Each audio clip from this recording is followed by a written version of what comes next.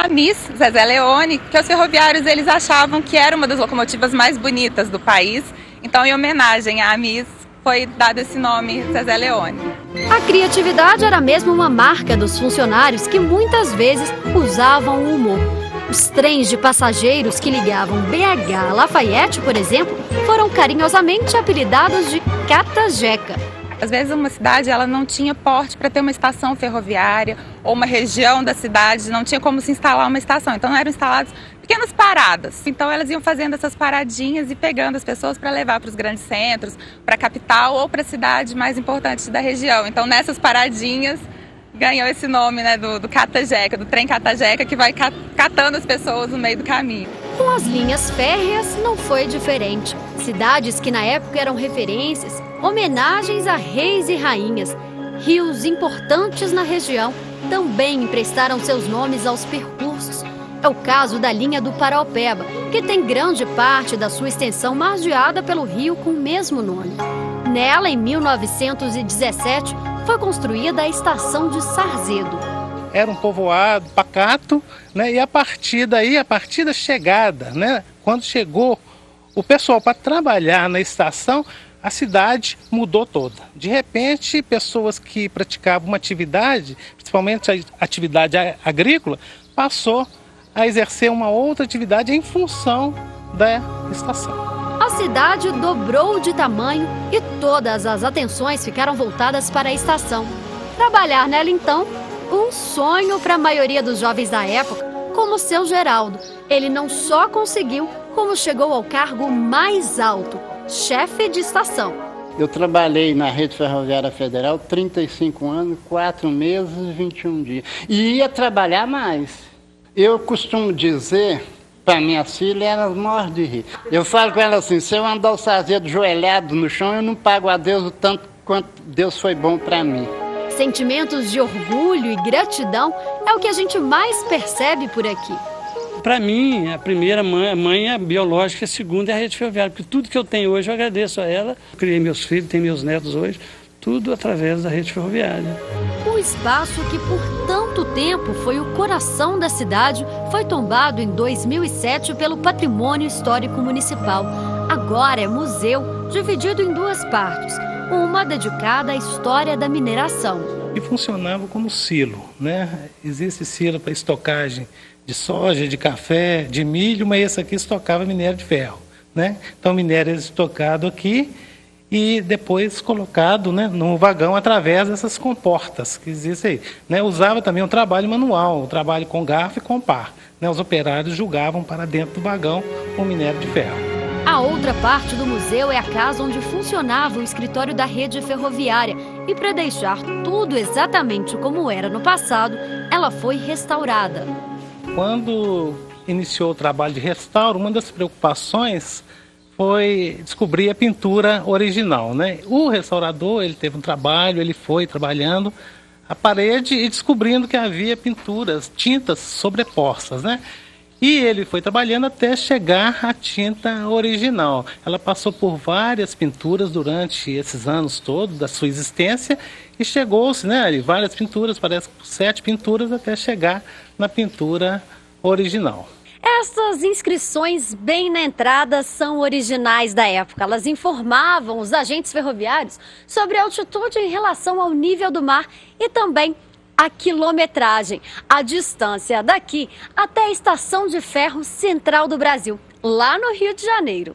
Que era restrito aos agentes ferroviários, né? Aqui era um espaço denominado agência, onde era feito os trabalhos de escritório, das escrituras e a venda de passagem. Essa bilheteira, por exemplo, ela é original. Ela servia para condicionar os bilhetes. Essa mesa era usada aqui na estação, né? Ela era da estação, dessa estação mesmo, e a máquina de escrever era muito usada. Escrever tudo o que acontecia, né? O cotidiano da estação, tudo que acontecia e que era inerente à estação, à ferrovia, era escrito, né? Registro, despachos, instruções de serviço, memorando, uma série de coisas, era o serviço do agente de estação. Nós temos um carrinho, né, um carrinho de mão que era para transportar as mercadorias que eram condicionadas aqui e que estavam aqui para ser despachadas. Também a balança para pesagem. Geralmente toda estação tinha uma balança e tinha um carrinho para servir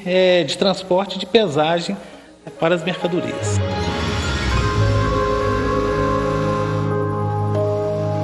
Além de escoar o minério, a linha férrea de Sarzedo também foi muito importante para o transporte de pessoas. Mais do que registrar as belas paisagens de Minas, elas também traziam pelos trilhos o novo, as notícias do que acontecia longe daqui. E entre tantas chegadas e partidas, o amor acontecia. Tem muita gente que arrumou namorado. A minha mãe é uma, arrumou namorado, meu pai era ferroviário. De tarde ficava passeando pra lá e pra cá. E era o dia que vestia os vestidos bonitinhos pra poder passear. Eu acho que a gente não pode deixar apagar da memória essas coisas boas, né?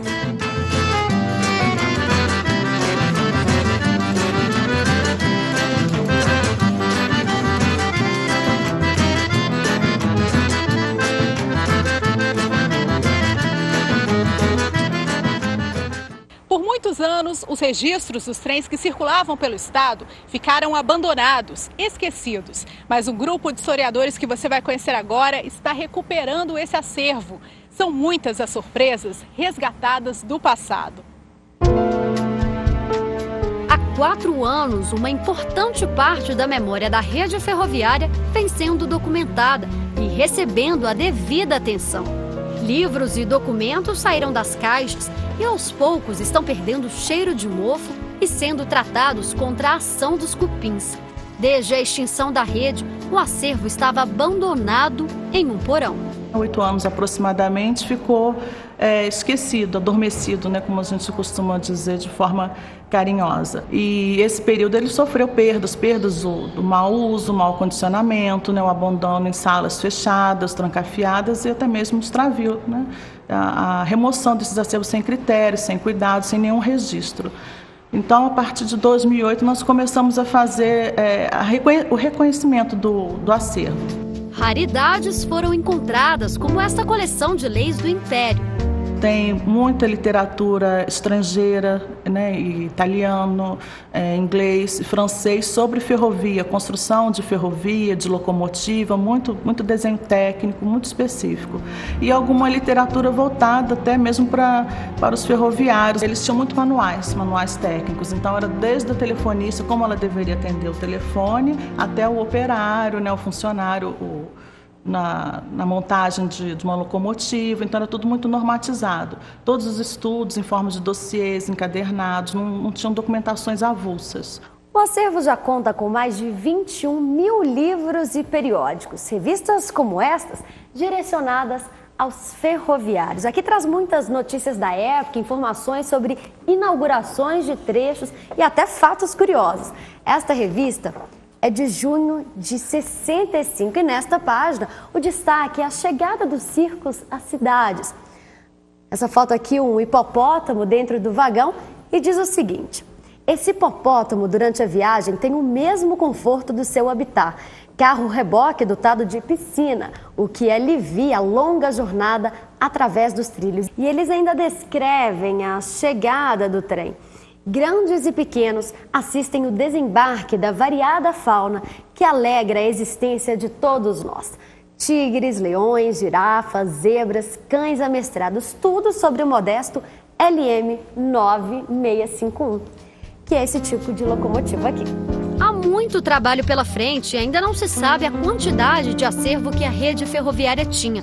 Certo mesmo é que o belo prédio onde funcionava a sede da estatal, atrás da Praça da Estação, depois de restaurado, será transformado em um centro de memória.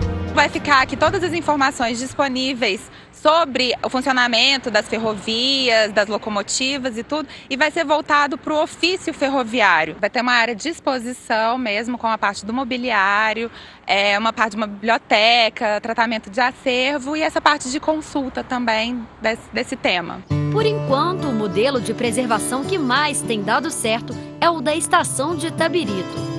Apesar da linha ter sido desativada na década de 80, a estação não foi esquecida.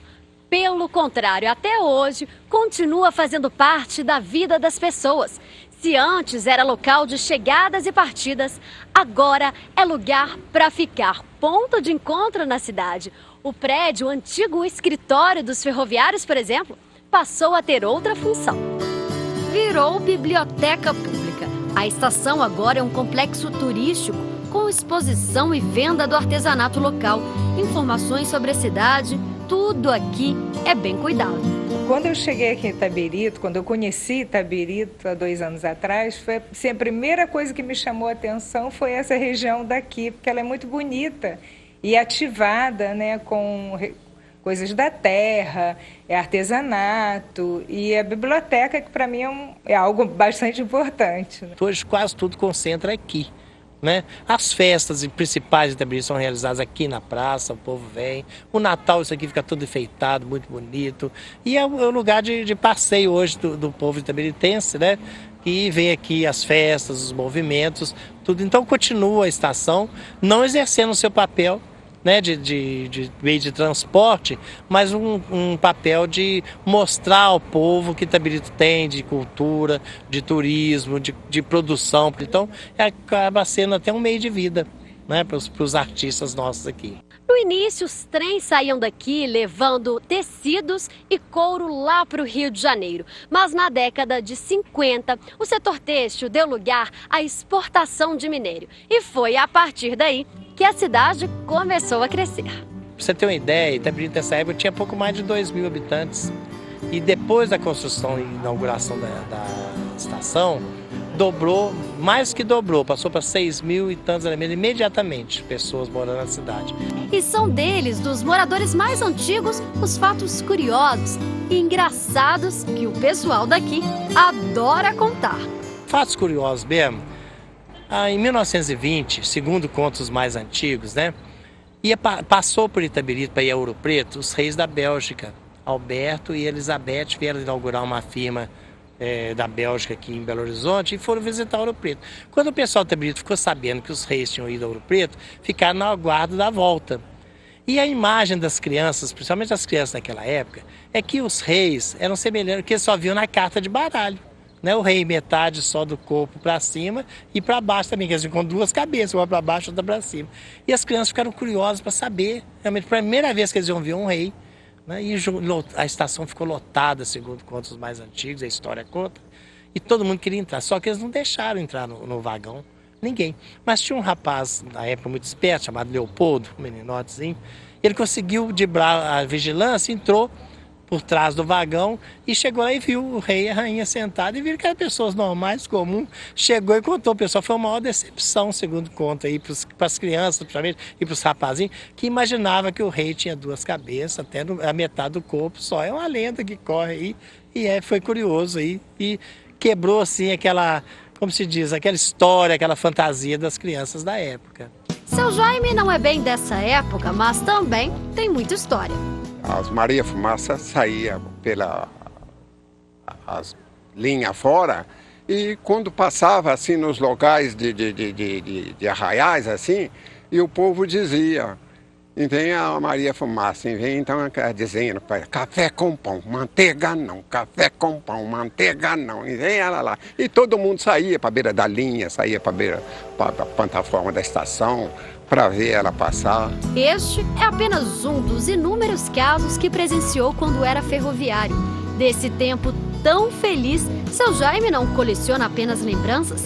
Apesar de velhinha, já com as páginas amareladas, ele faz questão de guardar com carinho a única carteira de trabalho. Entrada 1º de 1949.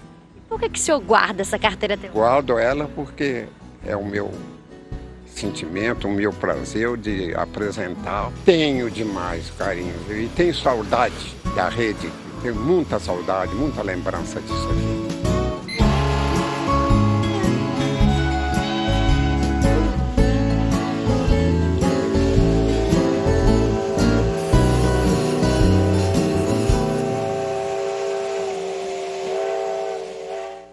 daqui a pouco, em nosso site, você poderá rever todas as reportagens e compartilhar com os amigos. O endereço é globominas.com.br/Terra de Minas. Aproveite que você vai visitar o nosso site e mande uma sugestão pra gente. Quem sugeriu o programa de hoje foi o Jefferson Neander Alves, que mandou a dica pelo site. Espero que você tenha gostado. A gente se encontra na semana que vem.